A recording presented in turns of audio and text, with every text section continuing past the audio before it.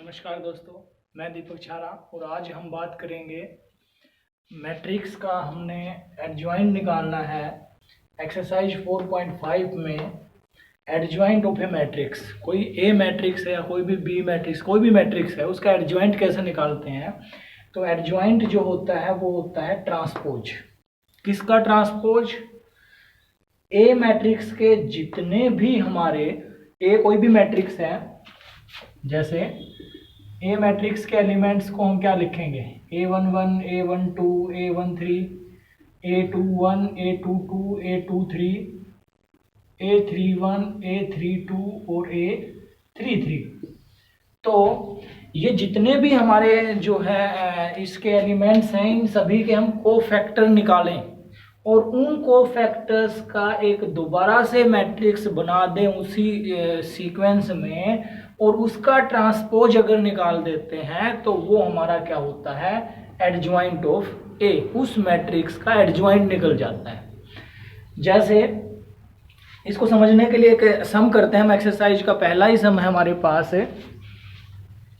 हमने निकालना है, ये कोई मैट्रिक्स दिया हुआ है और इसका हमने एडजॉइंट निकालना है, जिसके ये 4 एलिमेंट है, 2x2 ऑर्डर का मैट्रिक्स है। तो देखते हैं, सबसे पहले इसके हम क्या निकालेंगे? कोफैक्टर्स A11, A12, A21 और A22, ये कोफैक्टर्स हैं। और कोफैक्टर्स हमने पिछली एक्सरसाइज में सीखे हैं। ये हमारा नेगेटिव होता है, ये भी नेगेटिव होता है और ये दोनों पॉजिटिव होते हैं। क्यों होते हैं? क्योंकि इसके अकॉर्डिंग 2 + 1 3, तो 1 की -1 की पावर 3 होगा तो नेगेटिव होगा। इसी तरह से ये दोनों क्या होंगे? पॉजिटिव होंगे। अब A11 हमने सीख लिया था पीछे भी, दोबारा से देख लेते हैं। 1 1 फर्स्ट रो और फर्स्ट कॉलम को डिलीट कर दीजिए, ये हमारा आएगा 4। A12 का मतलब फर्स्ट रो और सेकंड कॉलम को डिलीट कर दीजिए, ये आएगा हमारा 3। 2 1 सेकंड रो और फर्स्ट कॉलम को डिलीट कर दीजिए, और 2 2 सेकंड रो और सेकंड कॉलम को डिलीट कर दीजिए। तो एडजॉइंट ऑफ ए जो है वो हमारा होगा, इनको हमने लिखा और इसका कर दिया हमने ट्रांसपोज। ट्रांसपोज का मतलब फर्स्ट रो को चेंज कर दीजिए फर्स्ट कॉलम में, सेकंड रो को चेंज कर दीजिए सेकंड कॉलम में। तो ये तो था कि ट्रांसपोज हम इसका एडजॉइंट हम कैसे निकालते हैं। अब एडजॉइंट से रिलेटेड कुछ प्रॉपर्टीज हैं जो हम एक्सरसाइज में भी यूज करेंगे और सम जब निकालते हैं तो वहां पे यूज होंगी। तो ये कुछ प्रॉपर्टीज जो हैं यहाँ पे लिखी हुई हैं कि ए की और एडजॉइंट ए की अगर मल्टीप्लाई करते हैं हम, या एडजॉइंट ए और ए की मल्टीप्लाई करते हैं, तो वो हमेशा इक्वल होगी ए डिटर्मिनेंट इनटू आइडेंटिटी के। यानी कि जितना उसका डिटर्मिनेंट है उस मैट्रिक्स का, उसके मल्टीप्लाई में आइडेंटिटी के बराबर ये वैल्यू हमारी होगी। जब सम करेंगे हम तो इनको आप देख पाओगे कि ये जो है किसी भी मैट्रिक्स के लिए ये अप्लाई आप कर सकते हो। दूसरा, square matrix is singular. Matrix को हम सिंगुलर कहेंगे या नॉन सिंगुलर कहेंगे। तो सिंगुलर कब होगा? अगर उसका डिटर्मिनेंट जो है वो किसके इक्वल है? 0 के इक्वल है, तो वो क्या होगा? सिंगुलर होगा। दूसरी चीज, अगर डिटर्मिनेंट 0 के इक्वल नहीं है तो वो मैट्रिक्स क्या होगा? Non singular. अब सिंगुलर और नॉन सिंगुलर की जरूरत क्या पड़ेगी?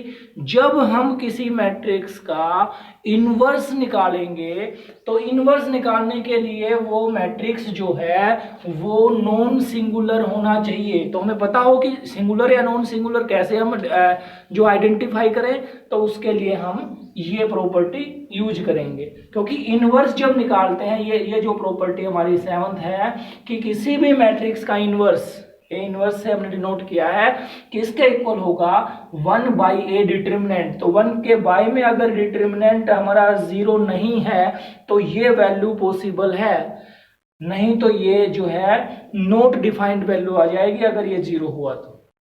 ए इनवर्स किसके इक्वल होता है? 1/a determinant into adjoint A.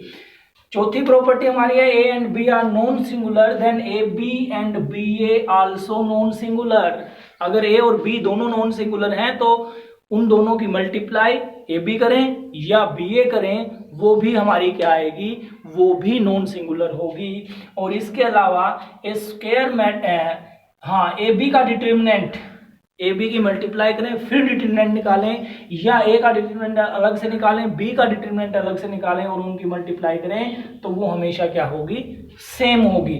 लेकिन जब हम प्रोडक्ट कर रहे थे दो मैट्रिक्स का, तो ध्यान होगा ये हमारी जो है प्रोडक्ट में हमारा क्या आया था, ये हमारा जो है जरूरी नहीं था कि वो ए बी और जो है उसका सीक्वेंस हमारा सेम यही आए। तीसरी चीज, a square matrix is invertible. Square matrix invertible कब होगा, जब वो नॉन सिंगुलर हो। ये चीज हम यहाँ पर डिस्कस कर चुके हैं इनवर्स निकालने के लिए। और एक ये प्रॉपर्टी कि ए बी का प्रोडक्ट करें और फिर इनवर्स निकालें, वो इक्वल होगा B inverse into A inverse. तो इस तरह से हम इस एक्सरसाइज के जो सम हैं उनको हम डिस्कस करते हैं। एक्सरसाइज का दूसरा सम है, ये 3x3 ऑर्डर का मैट्रिक्स है। अभी हमने 2x2 ऑर्डर का मैट्रिक्स का एडजॉइंट निकाला था। सेकंड सम में हमारा 3x3 ऑर्डर का है, उसका भी हम क्या निकालेंगे, एडजॉइंट निकालेंगे। तो उसमें भी हमारा सेम रूल रहेगा कि पहले तो हम इसके कोफैक्टर्स निकाल लेते हैं। तो कोफैक्टर्स को मैं यहाँ पे लिख रहा हूँ, 1 1 हमें चाहिएगा, 2 1 चाहिएगा और 3 1 चाहिएगा। तो 1 1 हमारा क्या होगा, फर्स्ट रो और फर्स्ट कॉलम को छोड़ दीजिए, 3 1 जा 3 -5, 3 -0, तो ये 3 होएगा। फिर A2 1 second row first column को छोड़ दीजिए, -1 और -0, और ये माइनस पहले से ही है, -1 और जो है 0, तो ये हमारा 1 आएगा। A3 1 3 1 third row first column को छोड़ दीजिए, -5 और -6, तो ये होगा हमारा -11। फिर हमें सेकंड कॉलम के देख लेते हैं। ए हमारा 2 फर्स्ट रो और सेकंड कॉलम 1 2, A2 2 और A3 2, ये देख लीजिए। फर्स्ट रो सेकंड कॉलम को छोड़ दीजिए, 2 -10,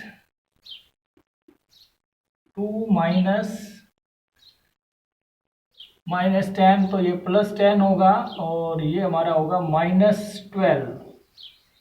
A2 2 second row second column को छोड़ दीजिए, 1 और -4, 1 और -4 +4, तो ये हो गया 5 3 2। थर्ड रो और सेकंड कॉलम को छोड़ दीजिए,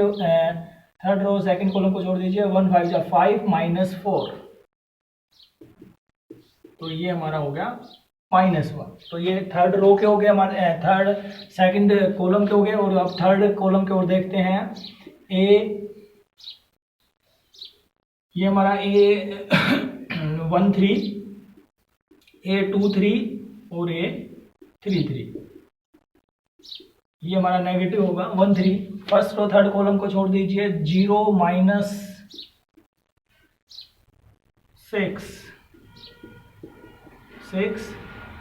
फिर सेकंड रो और थर्ड कॉलम को छोड़ दीजिए, 0 -2,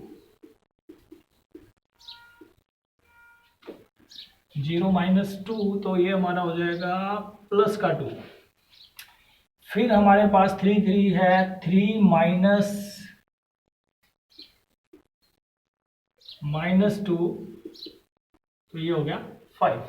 तो ये हमने इसके कोफैक्टर्स निकाल लिए जो हम पिछली एक्सरसाइज में सीख चुके हैं। अब इसका जो है एडजॉइंट हम लिख देंगे, एडजॉइंट ऑफ ए वो होगा हमारा ट्रांसपोज। यहाँ पे मैं लिख रहा हूँ, ये ट्रांसपोज के लिए साइन लगा दिया मैंने। और ये जो कोफैक्टर्स आए हैं ये लिख लीजिए। ये हमारा फर्स्ट सेकंड और थर्ड 3 1 और 11। फिर सेकंड कॉलम के हमारे हैं 12 5 और 1, 12 5 और 1। फिर थर्ड के हैं 6 2 और 5। ये हमारा जो कोफैक्टर्स आए हैं उनको हमने लिखा। अब इनका हम ट्रांसपोज कर देते हैं। फर्स्ट रो को हम चेंज कर देंगे फर्स्ट कॉलम में, सेकंड रो को हम चेंज कर देते हैं सेकंड कॉलम में, और थर्ड रो को हम चेंज कर देते हैं थर्ड कॉलम में।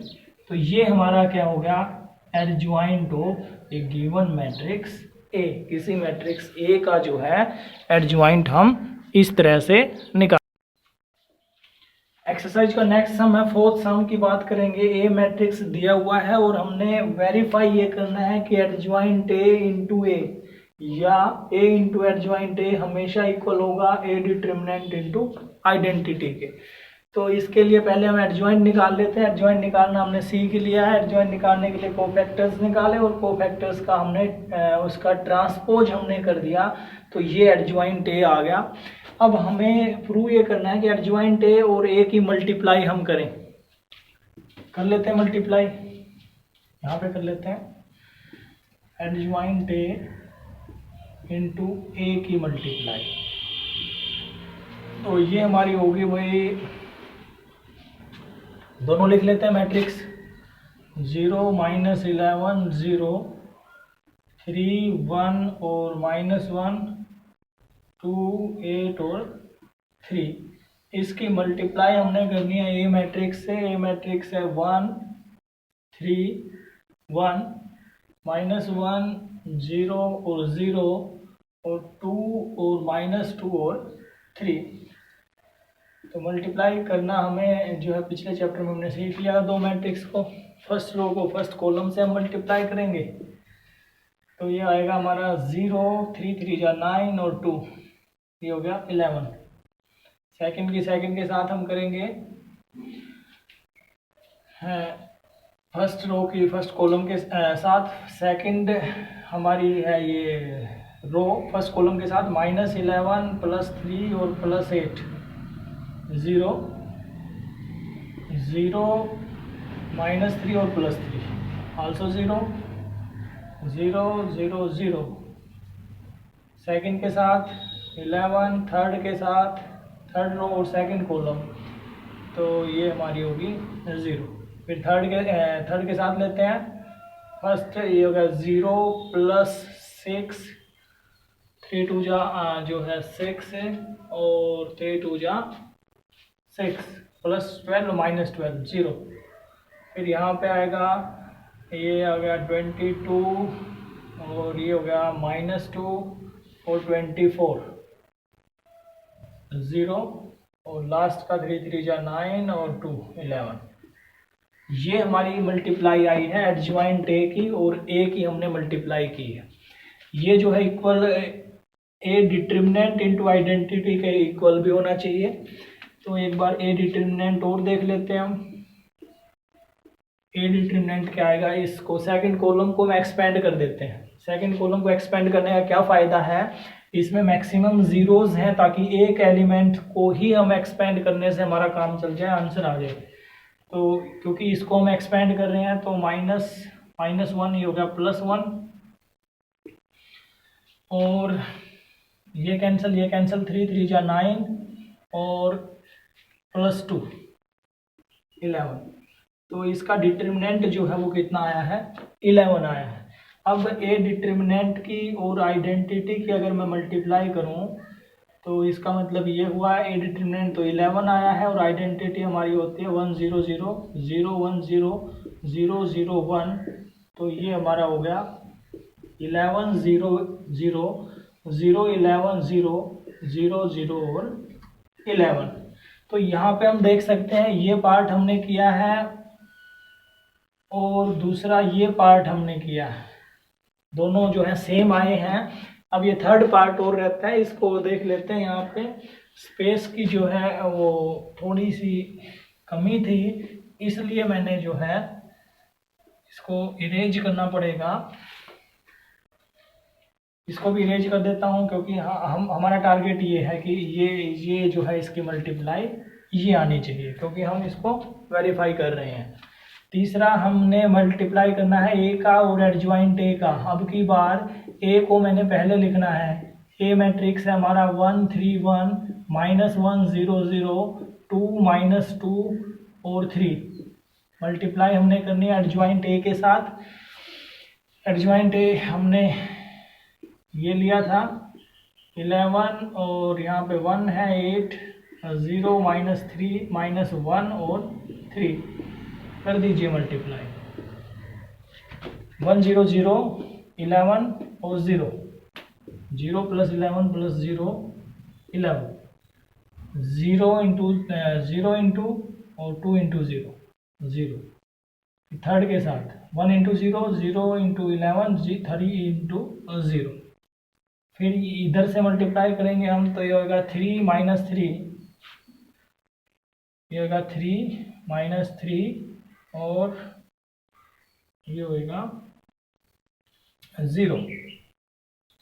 सेकंड के साथ हम करेंगे 3 3 जा 9 और 2 1 जा 2 11, ये हमारा 0,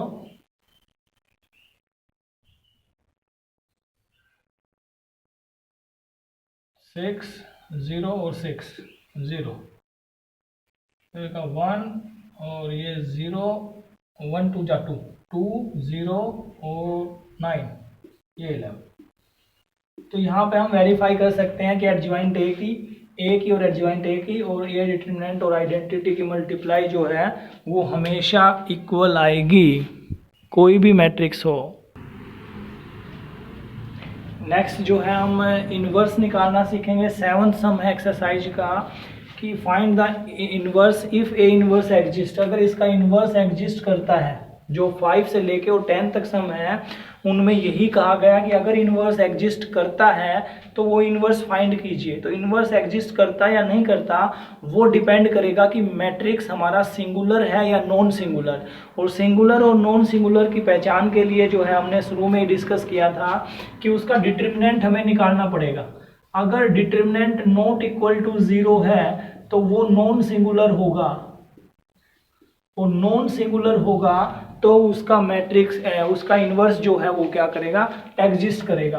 तो सबसे पहले हम इसका ए डिटरमिनेंट ही निकाल लेते हैं।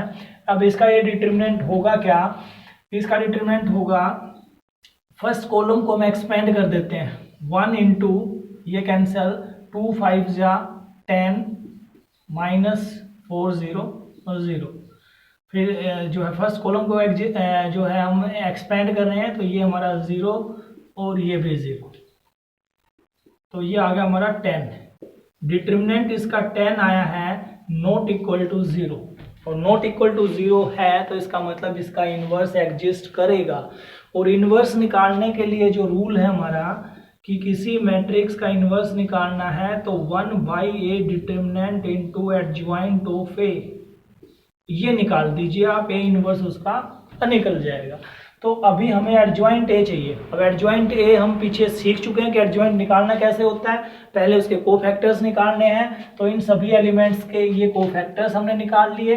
अब इसका एडजॉइंट निकाल देते हैं। एडजॉइंट क्या होता है, इनका ट्रांसपोज, कोफैक्टर्स जो निकाले हैं उनको लिख लीजिए और फिर उसका कर दीजिए ट्रांसपोज।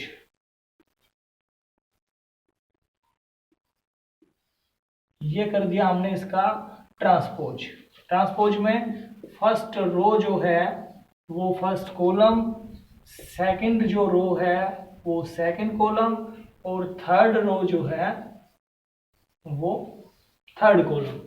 अब क्योंकि हम ए इन्वर्स निकाल रहे हैं तो ए इन्वर्स जो होगा 1/a डिटरमिनेंट, ए डिटरमिनेंट हमारा 0 आया था, और जो है इनटू एडजॉइंट 10 -10 2 0 5 4 0 0 और 2 10, ये जो है इसी को हम आंसर लिख सकते हैं या इस 10 को हम मल्टीप्लाई कर सकते हैं एवरी एलिमेंट के साथ। अगर इसको मल्टीप्लाई करेंगे तो देखिए क्या बनेगा हमारा, ये बनेगा 1, ये -1 1/5 0 1/2, ये हमारा बनेगा 2/5 0 0 और 1/5।